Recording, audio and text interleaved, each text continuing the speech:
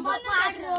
हे गट्टा आहे बघ, किती गट्टा आहे. हा, 3 आंब्याचा गट्टा आहे. आगे आगे हा, हे भेटले. बोल भेटला. आगे आगे आगे